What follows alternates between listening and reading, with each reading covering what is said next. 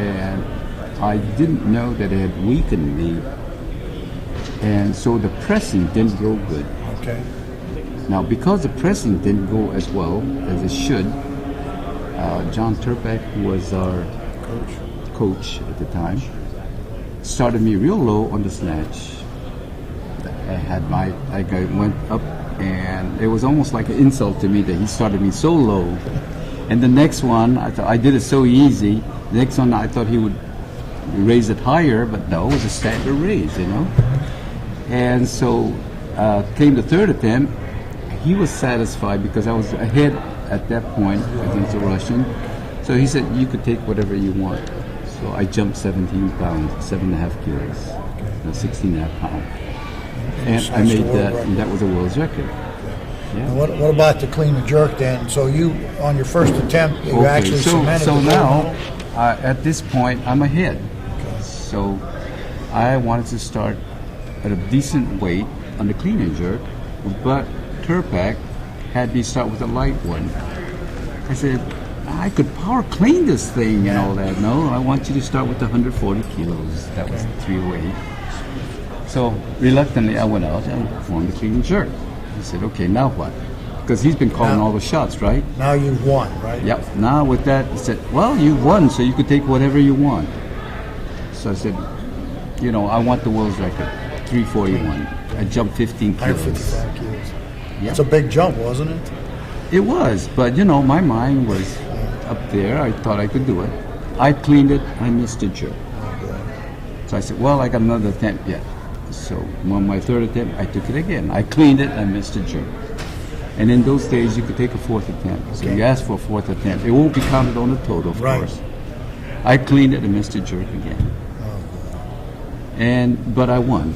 But in retrospect, I believe you once told me that if you had it to do all over again, you would have taken a smaller jump. Intermediate, yeah. Because your second attempt would have given you a world record total, is that correct? You know, and I in a way, I blame the coach for not holding me back there. Okay. If he figured it out, he should have thought with a second attempt, say 325, a moderate jump, that would give me a new world's record total. Then you still got a third attempt coming. You could take the world's record clean and jerk there. Okay. Now, is it true before you were still in the Army at this time, right? Mm-hmm. And before you lifted 3 days before or so? Oh, yeah. That is another thing. 3 days before the meet, they received a real long telegram, a cablegram from Washington, D.C., and it was from the Army addressed to our coach. It said, PFC Tommy Kono is going to be stationed in Germany after the Olympics. So they were debating whether to let me know about it or not, because it might demoralize me, thinking that, hey, whether I win or lose, I don't go back to the state, I go straight to Germany. They decided, no, it's best to let him know, because if he found out in any other way, it might be bad. So what was your reaction when you found out that they told you that from the gold medal you go right to Germany? What did that bother you? Yeah, I was disappointed. I was hoping that, gee, I wish I could go back and celebrate a little bit, and then I don't mind coming back to Germany to fulfill my obligation. But they said, no, you can't do that. So now you're the Olympic champion, win the gold medal, and what do? They ship you right to Germany, so there's no parades or anything like that. No, nothing. And you didn't see your family then? Or? No. Did your family? It's actually, you know, I was very lucky that I was able to talk to them long distance on a phone call once. What was their reaction when you, especially your dad, when he found out? My son, I didn't want lifting weights. You know? Yeah. In Sacramento, they really did a follow-up on it because they knew I was a Sacramentan and over there at the Olympics and all that. So they kind of followed through on the story on me, and they had my dad at what they had at that time was a teletype machine. Okay. Looking at the teletype machine, seeing how the result was and all that. So we got some favorable publicity that way. But of course, I wasn't there. Right. And all that. And so they even came out with this idea that Sacramento will have to wait in the celebration and all of that. And you were over in Germany for what, 8 months then? I was stationed in Germany for 9 months. 9 months, okay. Yeah. But didn't you, when you were in Germany then, on weekends, and you were there with Clyde Emmerich, who was also on the Olympic team? Well, you know, Germany is a very strong weightlifting country.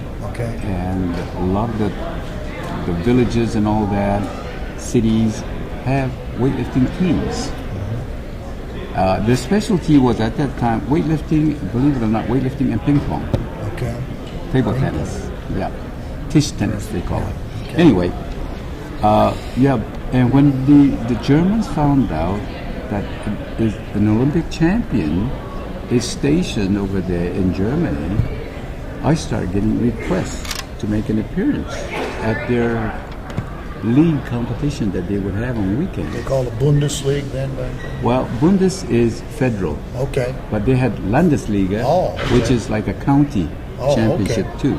And they have one team against another team and so on. Almost every weekend we would have a contest going on somewhere. And so I would get invitations.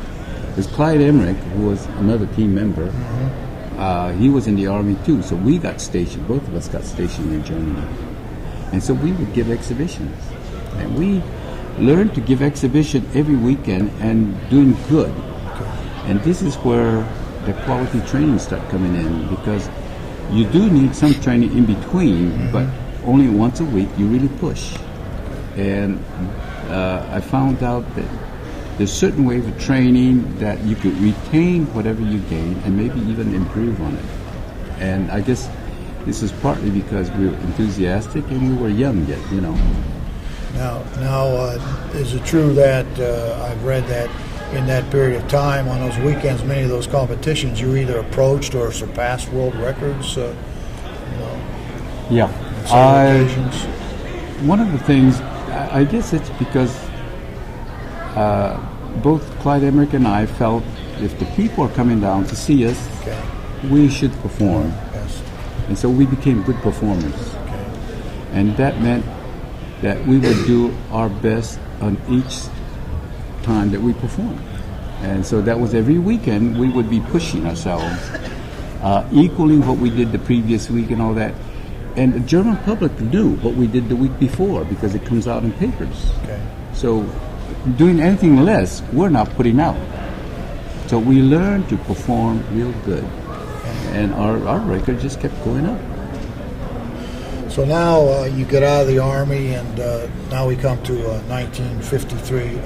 Where were you living then, and what were you doing? Were you working? What was going on? Well, of course, you were still training. You know. I got out of the Army in 1953, and I was given a chance to give an exhibition in Hawaii.